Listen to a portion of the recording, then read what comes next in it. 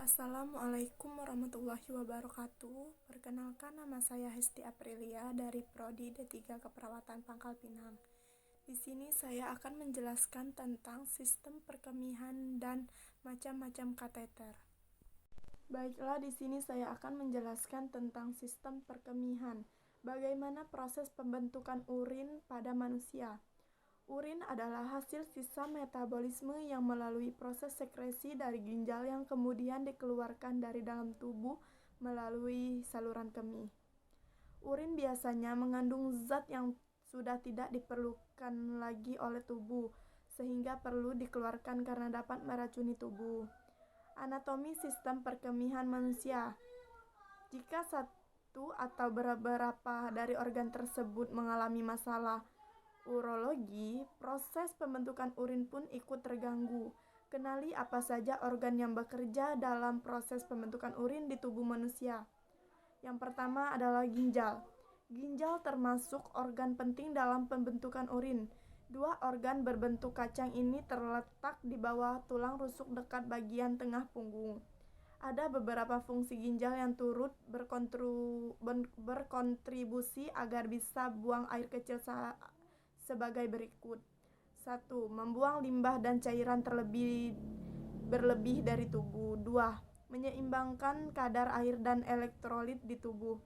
3. Melepaskan hormon yang mengontrol produksi sel darah merah. 4. Membantu menjaga kesehatan tulang dengan mengontrol kalsium dan fosfor. Ginjal nantinya akan mengeluarkan urea dari darah lewat unit penyaringan kecil yang disebut nefron. Setiap nefron biasanya terdiri atas bola yang dibentuk dari kapiler darah kecil atau glomerulus dan tabung kecil atau tubulus ginjal. Bersamaan dengan air dan limbah lainnya, urea akan membentuk urin saat melewati nefron dan menuju tubulus ginjal. Yang kedua adalah ureter. Ureter adalah dua tabung kecil yang bertugas membawa urin dari ginjal ke kandung kemih. Otot-otot di dinding ureter biasanya akan terus mengencang dan mengendur agar urin turun dari ginjal. Jika urin kembali naik atau dibiarkan begitu saja, penyakit ginjal seperti infeksi ginjal pun bisa terjadi setiap 10-15 detik. Urin dalam jumlah yang sedikit akan dialirkan dari ureter ke kandung kemih. Yang ketiga adalah kandung kemih. Kandung kemih merupakan organ berongga yang berbentuk segitiga dan berada di perut bagian bawah. Organ ini ditahan oleh ligamen yang melekat pada organ lain dan tulang panggul. Dinding kandung kemih juga akan mengendur dan mengencang agar urin dapat tersimpan. Pada kandung kemih yang sehat biasanya dapat menyimpan hingga 300-500 ml urin selama 2-5 jam.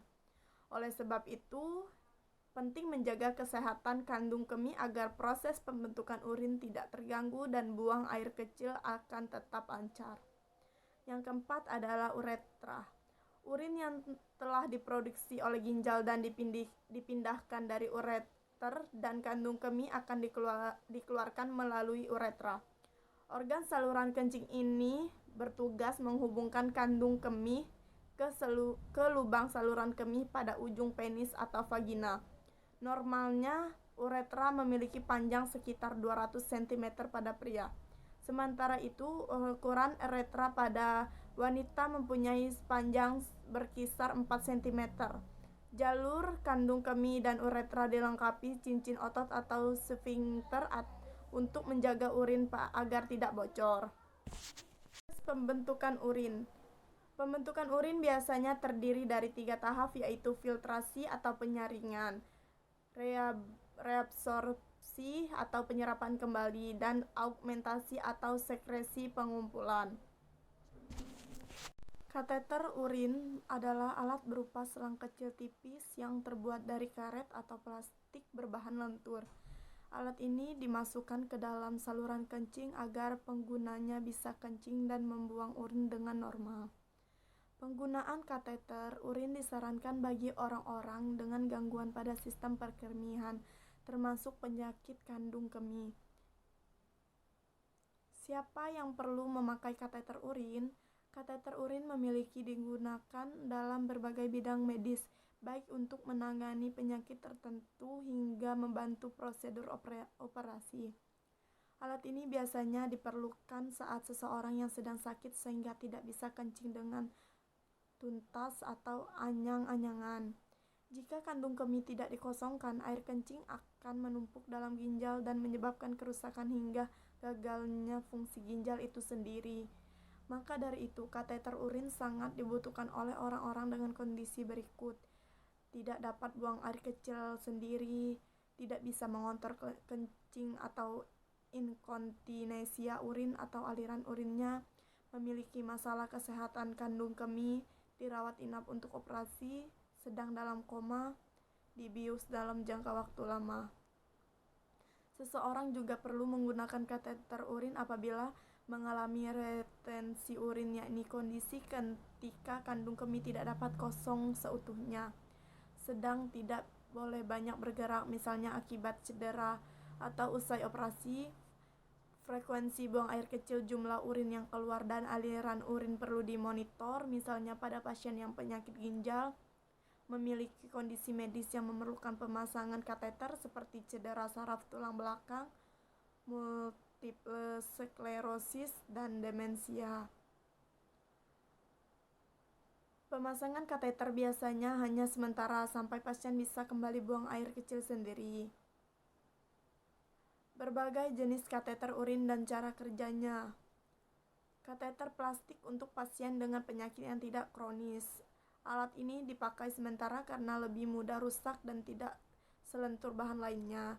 Kateter latex digunakan untuk pemakaian jangka waktu kurang dari 3 minggu. Kateter silikon murni untuk penggunaan selama 2-3 bulan karena bahannya lebih lentur dan cocok bagi saluran kencing atau uretra. Kateter logam dengan pemakaian sementara biasanya untuk menggosongkan kandung kemih pada ibu yang baru melahirkan. Tergantung tujuan dan kebutuhan orang tersebut, pemasangan kateter dapat bersifat sementara atau permanen. Baiklah, itu saja yang dapat saya sampaikan. Apabila ada kata-kata yang salah, saya mohon maaf. Wabillahi taufiq wal hidayah. Wassalamualaikum warahmatullahi wabarakatuh.